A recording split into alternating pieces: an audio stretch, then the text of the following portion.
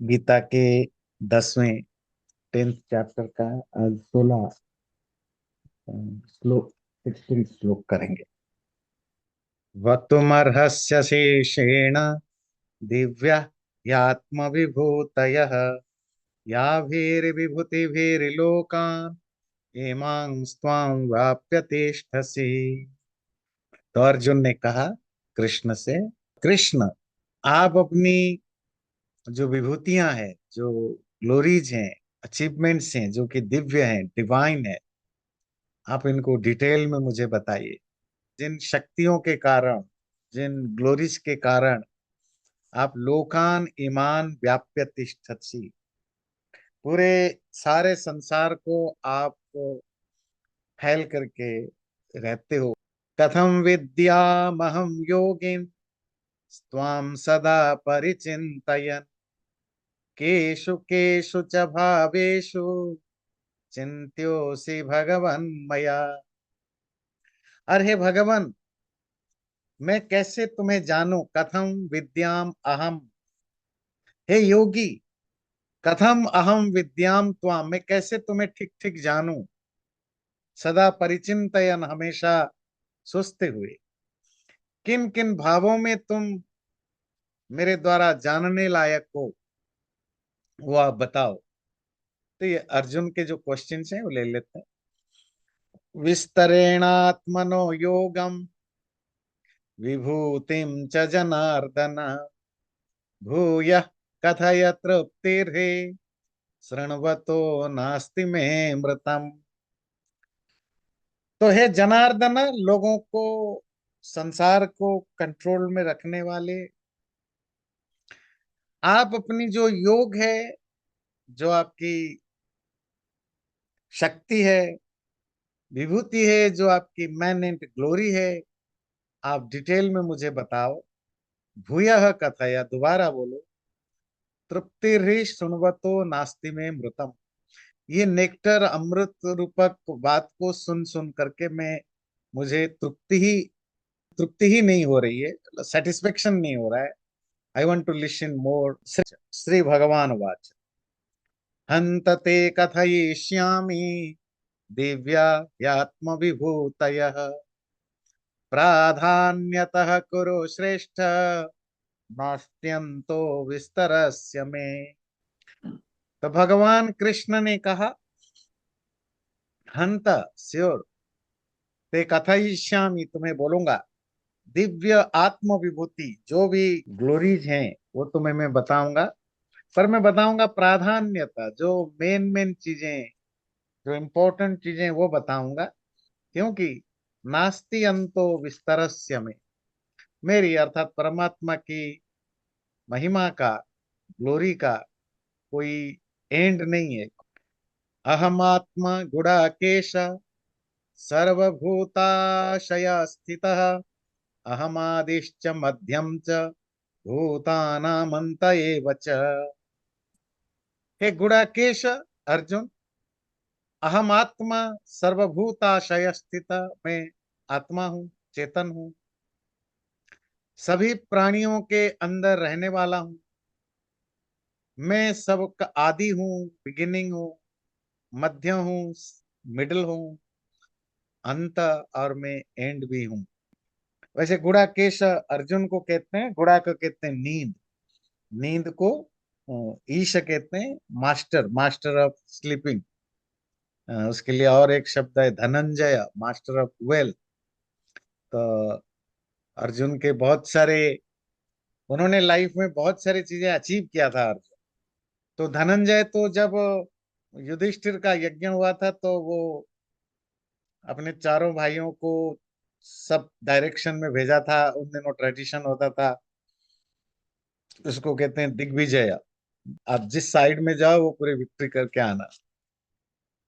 तो घोड़े दौड़ाते हैं, घोड़ा जहां जहां जाता है तो वो राज्य उनका है। अगर वो राजा नहीं मानता तो उनके साथ लड़ाई होती है, लड़ाई में जीतते हैं, फिर आगे बढ़ते हैं। तो जो वो हारते हैं या सरेंडर कर देते हैं, तो वो उनको काफी सारा धन वगैरह देते हैं। तो यज्ञ के लिए सबसे ज्यादा धन अर्जुन लेकर आया था तो धनंजय। गुड़ाकेश, गुड़ाक कहते हैं नींद, नींद को जीतने वाला। वो शायद मैंने स्टोरी सुनाई होगी। तो अर्जुन जब पढ़ाई करते थे गुरुकुल में द्रोण के पास, वो रात भर जागते थे। रात भर जागते थे इसीलिए क्योंकि उनके गुरु जो द्रोण थे, वो दिन में तो अपने सब शिष्यों को सिखाते थे, जो भी अस्त्र विद्या, जो भी वेपनरी है। पर बहुत जो, जिसको कहते हैं जो सीक्रेट है, बहुत कॉम्प्लिकेटेड है, वो उनको नहीं सिखाते थे। जैसे आज के जमाने में जो बड़े बड़े देश हैं, वो जो एटॉमिक पावर है, एटम बम बनाने की कला है, वो सबको नहीं सीख देते हैं। और जो कोई सीख जाता है कहीं से चोरी छुपे करके, उसके ऊपर वो बैन लगा देते हैं। तो ये अपनी मोनोपोली बनाए रखने के लिए हमेशा से होता है। तो द्रोणाचार्य भी चाहते थे जो बहुत स्पेशल टाइप की नॉलेज है लड़ाई के, वो सिर्फ मेरे, मुझे जो पता है वो मेरे बेटे को पता हो और किसी को नहीं। तो वो जब रात को सब सो जाते थे उनके शिष्य कौरव और पांडव, तो वो अश्वत्थामा, उनका जो बेटा है उसका नाम है अश्वत्थामा, तो अश्वत्थामा को बाहर बुला के अंधेरे में सिखाते थे। तो अंधेरे में इसलिए कि भाई ये भी एक टेक्निक है कि आप डार्क में भी कैसे बाण चला सकते हो कि टारगेट सही हो, जो भी हो। तो अर्जुन को तो बहुत क्रेविंग थी हर चीज सीखने की, ज्यादा से ज्यादा सीखने की। तो उसको एक दिन पता लगा कि ये गुरुदेव और उनका बेटा अश्वत्थामा, ये जब सो जाते हैं ये बाहर जाते हैं, रात भर नहीं आते। तो उसने चुप चुप गया, चुप के देखा कि गुरु तो सिखा रहे, जो मेन मेन चीजें हैं वो सिखा रहे। तो तब से उसने ये कमिट किया कि मैं रात को सोऊंगा नहीं, क्योंकि मुझे ये सीखना है। तो ये छुप के सीखता था। दिन में भी नहीं सो पा सकता, क्योंकि दिन में सोएगा तो गुरु जी को पता लग जाएगा कि ये रात को सोया नहीं था, मतलब वो सीक्रेटली सीख रहा था, तो पनिश करेंगे। तो इसलिए दिन में भी नहीं सोता था। तो इस तरह उसने नींद को जीत लिया था। वो दिन रात कभी भी नहीं सोता था, इसलिए उसका नाम पड़ गया गुड़ाकेश। देखिए डिटर्मिनेशन कितनी बड़ी बात होती है लाइफ में अचीव कर। हर चीज फ्री में नहीं आता है। हम तो स्पिरिचुअलिटी के नाम पर भी रोते हैं कि ये बड़ा कठिन है, बड़ा मुश्किल है। कौन सा काम आसान है? बहुत सेक्रीफाइस करनी पड़ती है, बहुत डिटर्मिनेशन की जरूरत है, तब जाकर बनता है। कोई चीज आसान नहीं है। किसी की सुप्रीमेसी में बहुत हाई लेवल पर जाना है।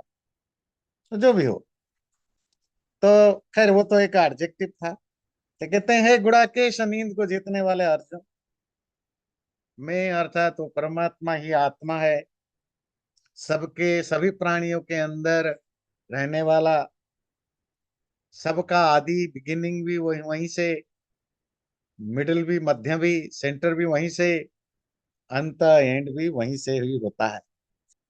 आदित्यानामहं विष्णुर ज्योतिषाम रविरंशुमान मरीचिर्मरुतामस्मि नक्षत्राणामहं शशि वेदानां सामवेदोऽस्मि देवानामस्मि वासवः इन्द्रियाणां मनश्चास्मि भूतानामस्मि चेतना।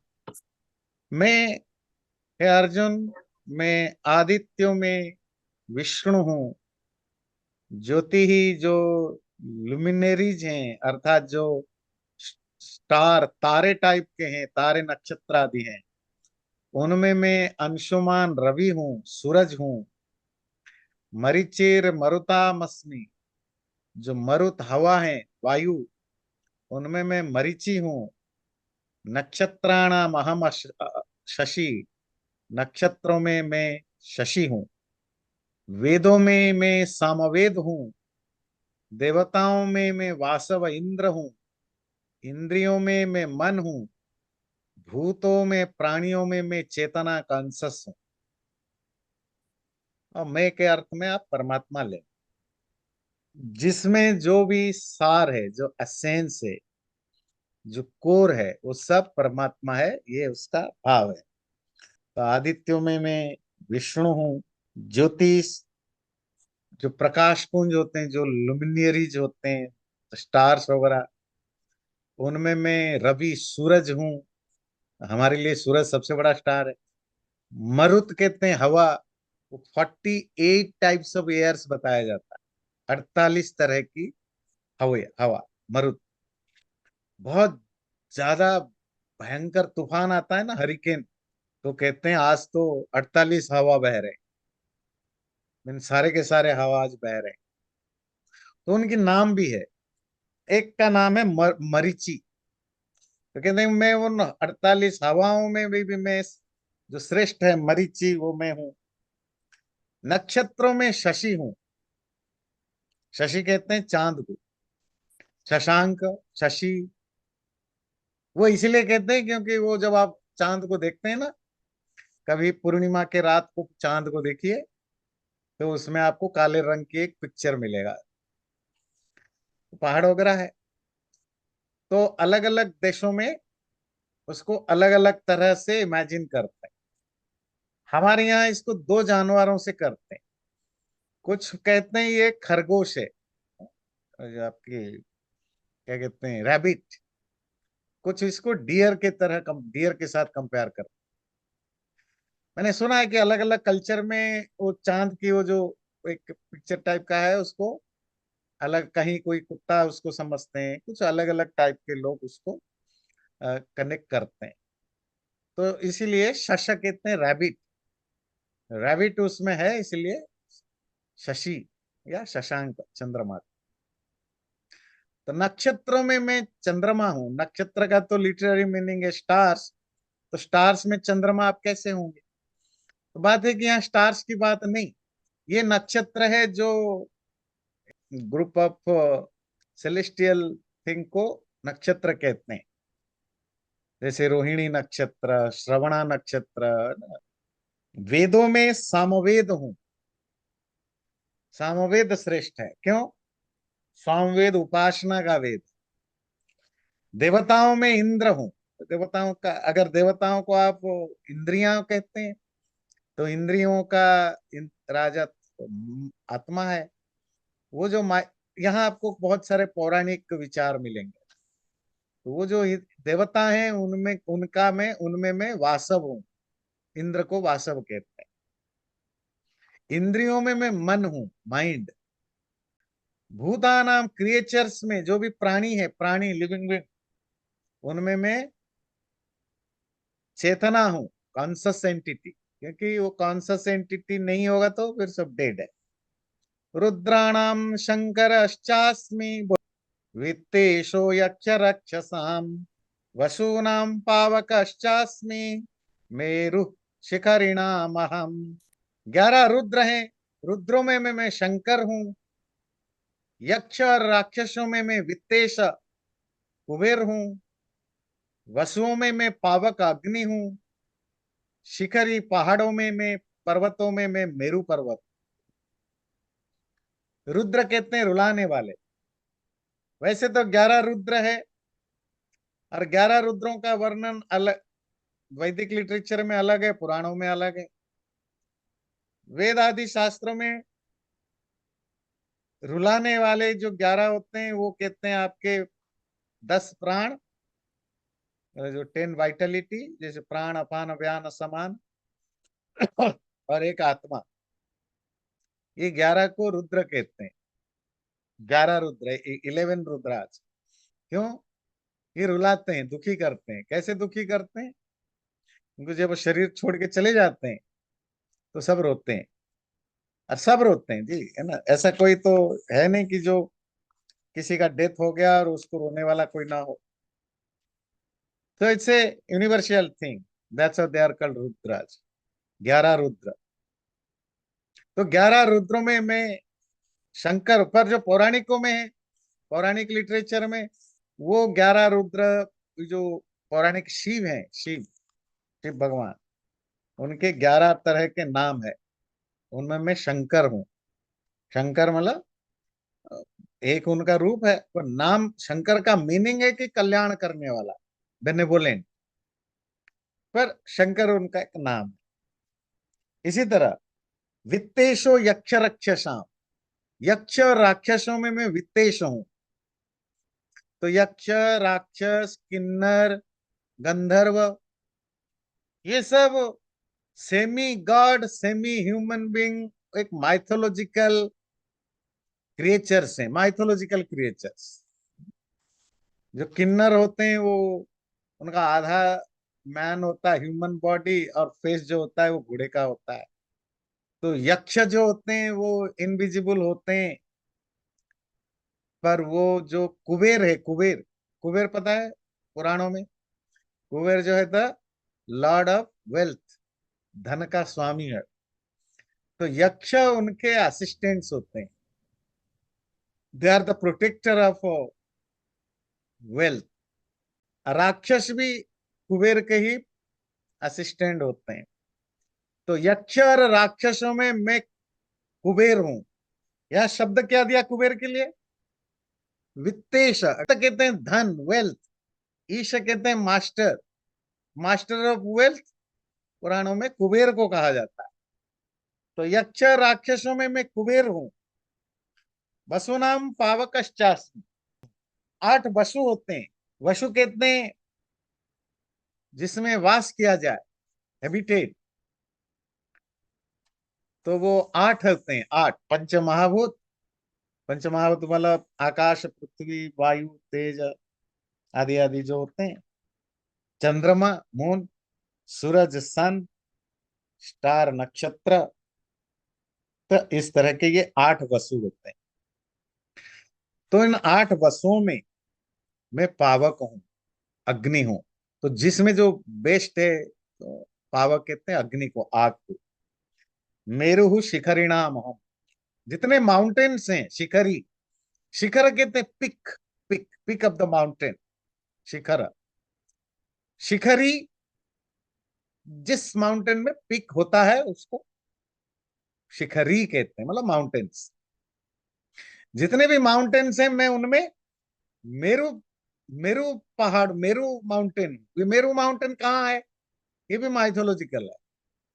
मेरु, मंदर पर्वत, मेरु पर्वत, ये पौराणिक पहाड़ हैं। मतलब इनका कोई रियली वो एग्जिस्ट नहीं करते। किसी पहाड़ का नाम मंदर या मेरु नहीं है। मंदर पहाड़ जानते हैं? मंदर पर्वत तो याद होगा, जो जो समुद्र मंथन हुआ था, चर्निंग ऑफ ओशियन, उसमें उसको चर्न करने के लिए उनको चाहिए था एक बहुत बड़ा हैवी चीज। तो उन्होंने जिस पहाड़ को यूज किया था उसका नाम मंदर पर्वत था। अब मेरु पर्वत, ये सब माइथोलॉजिकल है। मेरु पर्वत कहते हैं, मेरु पर्वत के ऊपर ही स्वर्ग है, जहां देवता रहते हैं। The most beautiful place of the Cosmos. ये पौराणिक है। तो पहाड़ों पर्वतों में मैं मेरु हूं। वैसे हिमालय बोल सकते थे, पर ये क्योंकि मोस्टली माइथोलॉजिकल है। और ये 100% श्योर कि इस तरह की चैप्टर बहुत बाद में जुड़े गए हैं, जिनका बहुत ज्यादा कोई गीता से सेंस नहीं है। पुरोधसाम च मोक्षम माम विद्धि पार्थ बृहस्पतिम, सेनानीनामहं स्कंदः सरसामपि सागरः। तो पुरोधा, पुरोधस कहते हैं पुरोहित। पुरोहित मतलब प्रीस्ट। पुरोहितों में मैं बृहस्पति हूं, है पार्थ। सेनानी, जो आर्मी जनरल्स होते हैं, उन आर्मी जनरल में मैं स्कंद हूं। सरस, जो लेक्स होते हैं या वाटर रिजर्वर्स होते हैं, जहाँ पानी रहता है, उन लेक या वाटर रिजर्वर में मैं सागर हूँ, ओशियन हूँ। पुरोहितों में मैं बृहस्पति हूँ। अब बृहस्पति कौन है? पुरोहित कौन होता है? पुरोहित की पहले जमाने में तो 2-3 काम होते थे, आजकल एक ही काम है। आजकल पुरोहित का एक ही काम है, आपके घर में कोई शादी ब्याह हो, कोई पूजा पाठ हो, जो जा करके कराते हैं, उन्हीं को पुरोहित कहते हैं, प्रीस्ट। प्राचीन काल में पुरोहित का क्या काम क्या होता था? वो मल्टी फंक्शनल पर्सन होता था। वो आपके धार्मिक गाइड भी यही होता था, धार्मिक गाइड। आपका काउंसलर भी यही होता था। आपके लाइफ में कोई प्रॉब्लम है, क्राइसिस है, कुछ है, उसमें काउंसलिंग का भी काम करता था। आपकी जितना रिलीजियस नीड है, पूजा पाठ संस्कार आदि यज्ञ आदि भी वही कराता था। तो वो एक आपके फैमिली का एक बहुत सीरियस पार्ट होता था, क्योंकि हर बात पर आपको आपको कोई डिलेमा है, कंफ्यूजन है कि मैं क्या करूं क्या न करूं, तो पुरोहित आपको गाइड करता था। तो पुरोहित का बड़ा रोल होता था। पुरोहितों में मैं बृहस्पति हूं। बृहस्पति अगेन माइथोलॉजी कहा, पौराणिक, ये देवताओं का पुरोहित है। तो मैं पुरोहितों में श्रेष्ठ कौन है? बृहस्पति। तो मैं बृहस्पति हूँ। सेनानी नाम अहम स्कंदः, ये भी सब पौराणिक स्टोरी है। सेनानी कहते हैं, सेना कहते हैं आर्मी, सेनानी कहते हैं army chief, chief of the army. तो जितने चीफ ऑफ आर्मी है उनमें सबसे बेस्ट कौन है? वो है स्कंद। स्कंद कहते हैं कार्तिकेय को। कार्तिकेय जानते हैं? शिव के दो बच्चे हैं ना, कार्तिक और गणेश। कार्तिक जी का प्रोफेशनल रोल पता है? He is the general of स्वर्ग आर्मी, देवता आर्मी। देवताओं की जो आर्मी है उसका जो जनरल है वो कार्तिकेय है। देवताओं का राजा इंद्र है। तो क्योंकि वो देवताओं का सेनापति है, तो नेचुरली सेनापतियों में श्रेष्ठ वही है। तो शिव और पार्वती के दो संतान है, कार्तिक और शिव गणेश। जैसे मैंने आपको पहले बताया था एक इंटरेस्टिंग चीज, कि हिंदू धर्म जब इवॉल्व हुआ, वैदिक धर्म से आगे बढ़ के सेक्टेरियन कम्युनल चीजें डेवलप हुआ, तो शुरू में जो 5 सेक्ट बने, तो उन 5 सेक्ट में 4 सेक्ट तो एक ही फैमिली से था। वो था शिव की फैमिली। और पांचवा जो था वो विष्णु थे। विष्णु से वैष्णव बना, जो वैष्णव सेक्ट है। वैष्णव मतलब जो विष्णु, और विष्णु के बाद राम और कृष्ण को विष्णु के अवतार के रूप में मानते हैं, उसको वो वैष्णव ट्रेडिशन। बाकी जो 4 सेक्ट बने वो एक ही फैमिली के, वो शिव जी के फैमिली। शिव से बने शैव, जो शिव की डिवोटी है। जो उनकी पत्नी पार्वती जी की डिवोटी बने, वो बने शाक्त, शक्ति की उपा शक्ति पार्वती जी का। पार्वती, दुर्गा, सती, शक्ति, ये सब एक ही नाम है ना। तो वो पार्वती जी के नाम पर एक सेक्ट बना, जिसको शाक्त कहते हैं। फिर है उनका बड़ा बेटा कार्तिकेय, स्कंद, कुमार, उनका दूसरा नाम कुमार भी है, बहुत सारे नाम। तो उनके नाम पर, उनके भी नाम पर एक सेक्ट बना जिसको कहते हैं कौमार संप्रदाय। आप जो नॉर्थ इंडिया से मोस्ट ऑफ हमारे यहाँ है तो आपको पता नहीं चलेगा, क्योंकि नॉर्थ इंडिया में ये संप्रदाय नहीं है, मोस्टली तमिलनाडु में, तमिलनाडु के आसपास इसमें बहुत सारे ये सेक्ट मिलते। कौमार को, कुमार को मानने वाले केरला में, ये जो अयप्पा आदि होते हैं, वो अयप्पा जो फेमस अयप्पा मंदिर वगैरह है, जहाँ एवरी ईयर मिलियन सब लोग जाते हैं, वो कार्तिकेय का मंदिर है, ये स्कंद। और चौथा होता है गणपति गणेश। वो मोस्टली महाराष्ट्र में और कर्नाटक का बहुत बड़े हिस्से में उनका वो, उसे वैसे तो सारे हिंदू गणेश को भी पूछते हैं, शिव को भी पूछते हैं, विष्णु को भी पूछते हैं, दैट्स ए डिफरेंट थिंग।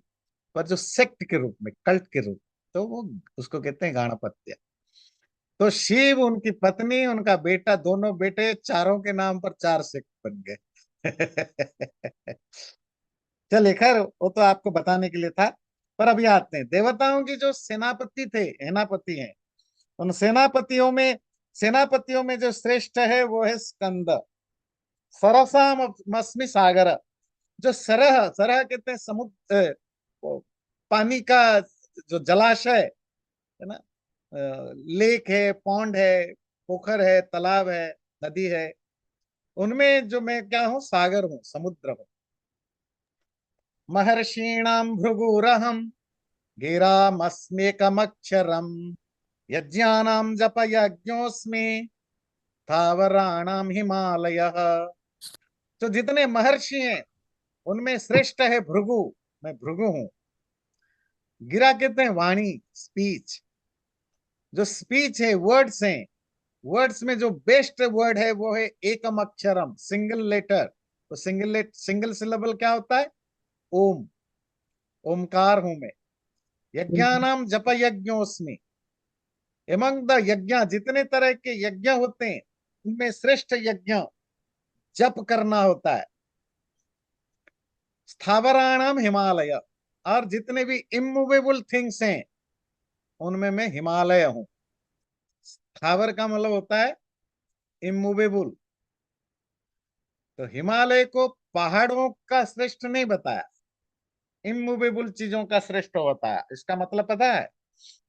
क्योंकि पुराणों में पहाड़ों को भी प्राणी माना जाता है। प्राणी समझते हैं, लाइफ, लिविंग बींग, और वो काउंट होते हैं स्थावर प्राणियों में, मतलब इमूवेबल लाइफ। तो हिमालय को लिविंग बींग माना जाता है। अश्वत्थ सर्ववृक्षाणाम देवर्षीणाम च नारदः गंधर्वाणाम चित्ररथः सिद्धानाम कपिलो मुनिः उच्चैः सिद्धिमामृतोद्भवम् ऐरावतम गजेन्द्राणाम नराणाम च नराधिपम। सर्ववृक्षाणाम अश्वत्थ, अभी पेड़ों में मैं अश्वत्थ वृक्ष हूं। अश्वत्थ तो जानते हैं, पीपल को बोलते हैं। देवर्षिणाम च नारद, देवर्षियों में मैं नारद मुनि। गंधर्वों में मैं चित्ररथ हूं। सिद्ध ऋषियों में मैं कपिल मुनि हूं। गंधर्वों में मैं चित्ररथ हूं। गंधर्व अभी बताया था, जो सेमी सेलेस्टियल क्रिएचर होते हैं, अगेन पौराणिक, जिनकी कोई एविडेंस तो नहीं है। तो गंधर्व बेसिकली नाचना गाना ये काम करते हैं। उनका जो राजा है उनका नाम है चित्ररथ, तो मैं उनमें चित्ररथ हूं। सिद्ध, योग आदि साधनाओं से जिन्होंने अचीव किया है, ऐसे लोगों में मैं कपिल ऋषि हूं। अश्वानाम उच्च श्रव, घोड़ों में मैं उच्च श्रवा हूं। हाथियों में मैं ऐरावत हूं। इंसानों में मैं राजा हूं। तो उच्च श्रवा और ऐरावत जानते हैं, हाथी। ये स्वर्ग का घोड़ा है उच्च श्रवा, और स्वर्ग का हाथी है रावत। ऐरावत। तो इनकी जन्म की कहानी है, जुड़ती है समुद्र मंथन की स्टोरी से। पुराणों में आप जानते हैं देवता और असुर लड़ते थे। तो कभी देवता जीते, कभी असुर जीते। तो देवता लोग परेशान हुए कि ये तो कॉन्स्टेंटली एक स्ट्रगल है। उन दिनों देवता अमर नहीं थे, इमोर्टल नहीं होते थे। तो उन्होंने जाके प्रार्थना की ब्रह्मा जी से। तो ब्रह्मा जी ने कहा मेरे पास कोई सोल्यूशन नहीं, आप विष्णु के पास जाओ। विष्णु जी ने कहा मेरे पास नहीं, तुम शिव के पास जाओ। ऐसे घूमते फिर विष्णु के पास पहुंचे। तो विष्णु जी ने कहा कि देखो, इसका एक परमानेंट सोल्यूशन है कि तुम लोग अमर हो जाओ, इमोर्टल हो जाओ। पर क्या है कि असुर कितने भी बदमाशी करें, तुम लोग मरोगे नहीं, तो फिर उनका कुछ बिगड़ नहीं सकता तुम्हारा। अब तुम उनको मार सकते हो। बोले कैसे अमर बने? बोले अमृत पीना पड़ेगा, अमृत नेक्टर। बोले वो कहाँ मिलेगा? बोले वो दधि सागर में मिलेगा, ये क्षीर सागर में। क्षीर सागर कहाँ है? जहाँ विष्णु अनंत शयन में सोते रहते हैं। क्षीर सागर मतलब दूध का सागर, मिल्की ओशियन। बोले मिल्की ओशियन में फिर हमें कैसे मिलेगा? बोले ऐसे तो नहीं मिलेगा, मथना पड़ेगा, चरनी। चर्न करना पड़ेगा। तो ठीक है, तो आज आप कहानी सुन लीजिए, पुराण की कहानी है, इंटरेस्टिंग है।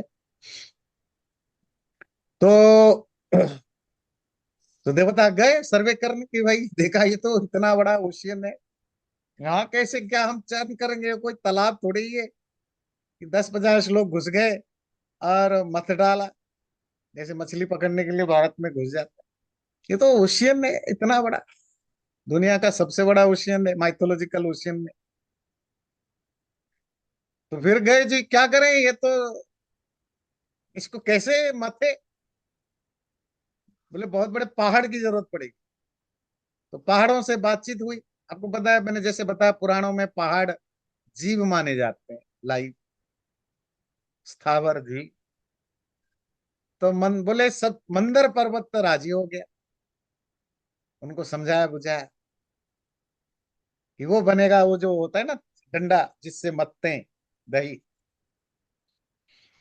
तो मंदर पर्वत बने, उसकी रस्सी कितनी बड़ी होगी, तो उसको रस्सी तो चाहिए खींचने के लिए। तो फिर गए विष्णु के पास। देखिए, ये सब वैष्णव पुराणों में स्टोरी है, इसीलिए विष्णु यहाँ इंपॉर्टेंट रोल करता है।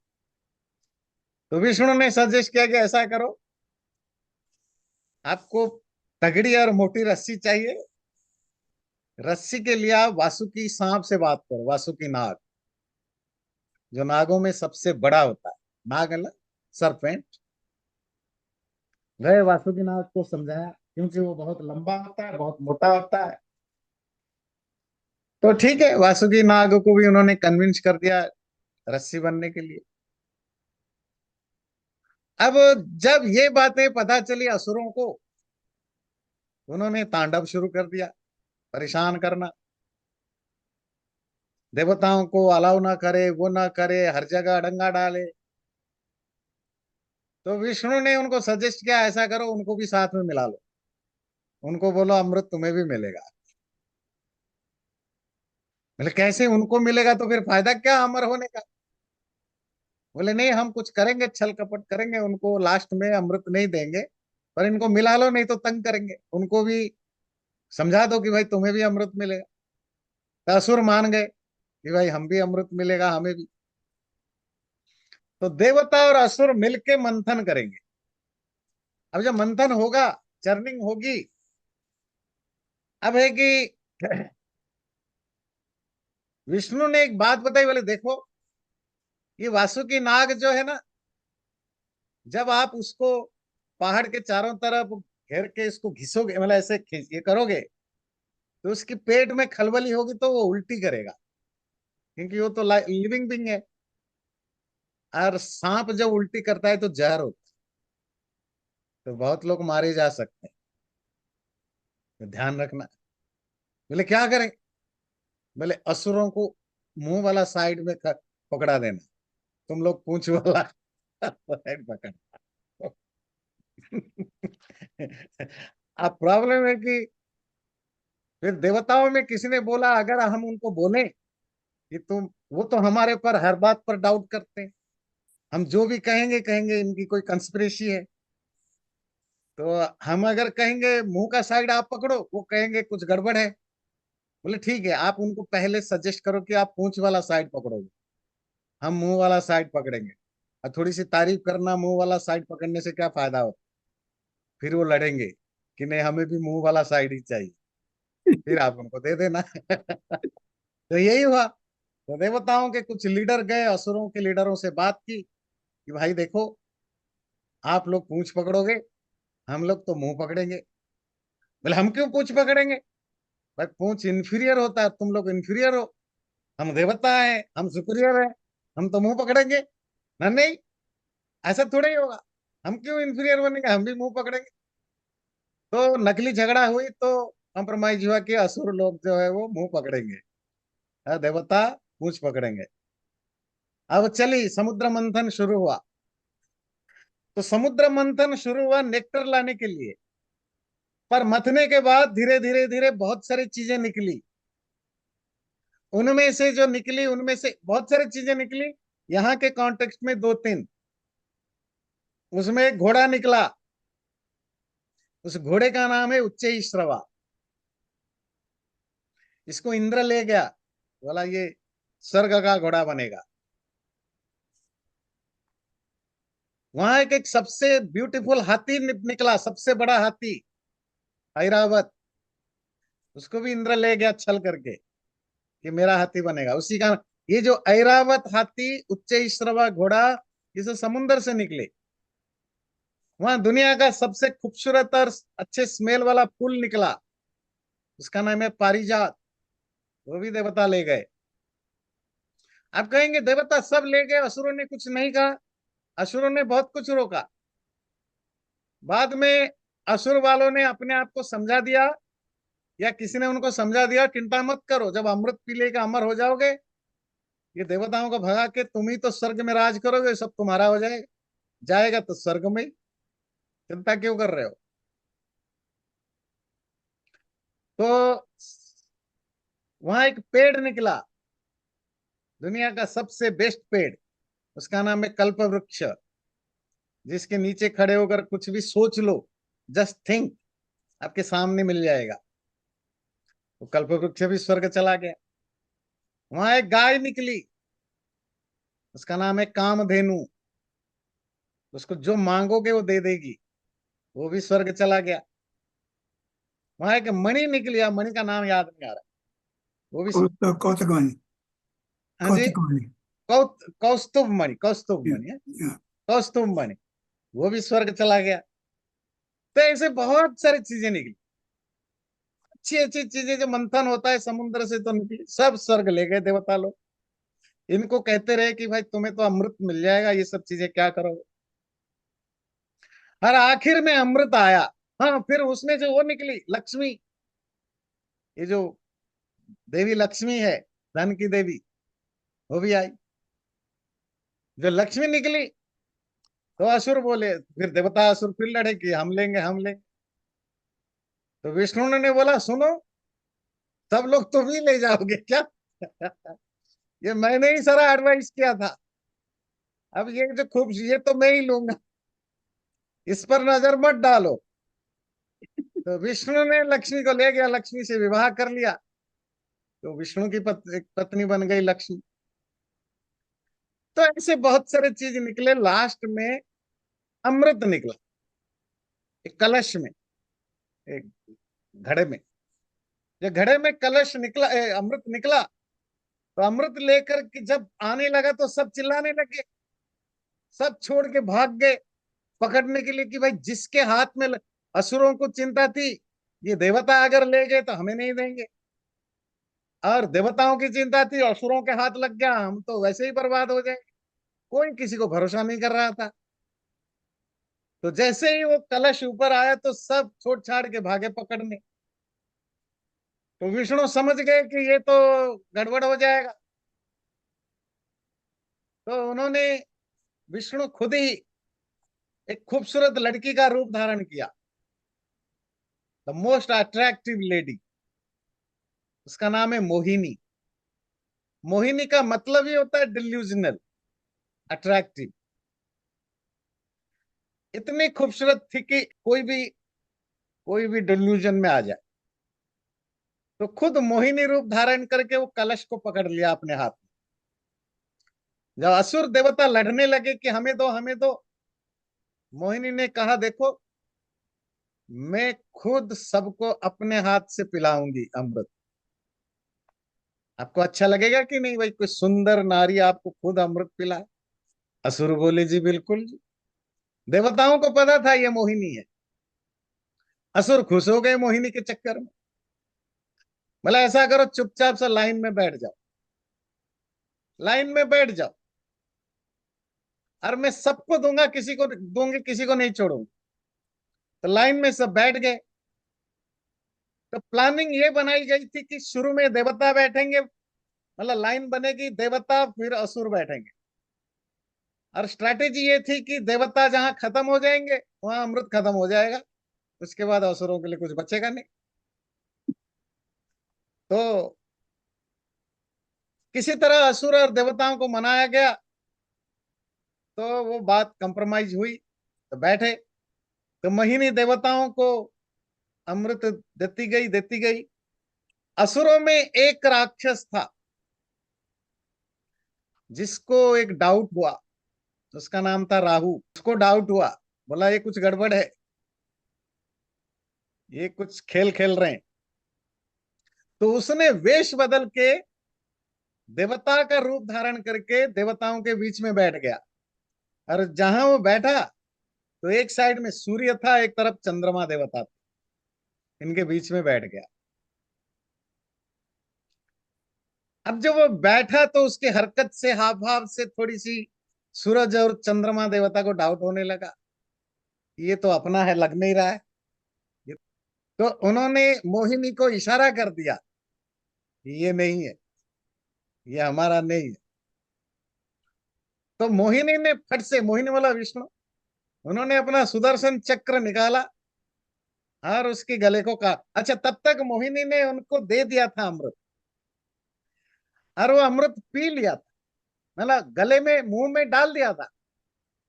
तब सूरज और चंद्र को डाउट हुआ तो उन्होंने उनको इशारा किया, तो उन्होंने फट से उसकी गला काट दी, जिससे कि पूरी तरह पेट में ना जाए, क्योंकि एक बार चला गया फिर तो बर्बाद हो जाएगा। पर पी तो लिया था, वो मरेगा नहीं। तो दो पीस हो गया। वहीं से बना राहु और केतु। और राहु केतु गुस्से में तब से थे कि सूरज चांद के ऊपर, तब से वो परेशान करते हैं सूरज और चांद को। तो ये जो आपकी होता है ना एक्लिप्सी, तो उसकी पौराणिक इंटरप्रिटेशन यही है कि राहु उसको गुस्से में निगल जाता है, राहु केतु। पर क्या है कि उनका, नहीं नहीं, वो दो थे, दो राक्षस थे, राहु एंड केतु। वो गले तक गया, यहां तक गया था, शरीर कट गया, दोनों को ही काट दिया। तो वो दोनों सर, सर में अमृत था, पेट में नहीं गया था, तो दोनों सर अमर हो गए। बॉडी तो सड़ गया, पर वो जिंदा रहे। अब वो भागते रहते हैं सूरज चंद को निगलने के लिए, जब मौका मिलता है निगल लेते। पर क्या है कि इधर कटा हुआ है तो फिर निकल जाते हैं। इसी को कहते हैं सूर्य ग्रहण और चंद्र ग्रहण। सूर्य ग्रहण चंद्र ग्रहण समझते हैं ना, एक्लिप्सी। ये उसकी माइथोलॉजिकल स्टोरी है, पौराणिक व्याख्यान है। देखिए, स्टोरी इंटरेस्टिंग होती है, स्टोरी को सुनना, समझना, एंजॉय करना, movie banana is fine. Problem सिर्फ यही होती है जब आप इसको सच मान के लाइफ में इंप्लीमेंट करो। स्टोरी तो एंजॉयबल हो। तो ये है ओवरऑल आपकी समुद्र मंथन की स्टोरी। ये जो आप पढ़ रहे हो उच्च श्रवा है। तो उसमें आचार्य जी, तो क्या वो देवता में खत्म हो गया अमृत? मोहिनी ने उसके आगे हाँ हाँ, बहुत। वो तो फिर, वो तो प्लानिंग वही थी कि देवता, तभी तो देवता अमर है। असुर तो मर गए मरते रहते हैं। तो वो तो प्लानिंग यही थी, देवताओं को ही देना था। और देवता सारे अमृत पिए और अमर हो गए। और देवताओं का जहां लास्ट देवता थी उसके बाद बचा नहीं। तो असुर नाराज हो गए, लड़ाई हुई। अब लड़ाई करने से क्या होगा, अब तो देवता मरेंगे नहीं, घायल हो जाएंगे पर ठीक हो जाएंगे, मरेंगे नहीं। तो दिस वाज द पौराणिक स्टोरी। पर ठीक है, पर ध्यान रखिए, दिस आर माइथोलॉजी। आप, अगर आप कंपेरेटिव माइथोलॉजी पढ़ें, अगर आप ग्रीक माइथोलॉजी पढ़ते हैं ना, दुनिया में सबसे पॉपुलर माइथोलॉजी जिनको हम ग्रीक माइथोलॉजी कहते हैं, इजिप्शियन माइथोलॉजी है, तो बहुत सारे कल्चर में माइथोलॉजी, अब सब माइथोलॉजी को पढ़िए, मोस्ट ऑफ स्टोरी सेम है। ये जो डिवाइन नेचर के जो कैरेक्टर होते हैं या डेविल नेचर के कैरेक्टर है, उनकी स्टोरी ऑलमोस्ट सेम टाइप के मिलते, कल्चरल डिफरेंस के कारण अलग है। तो ऐसे हमारे यहाँ भी है।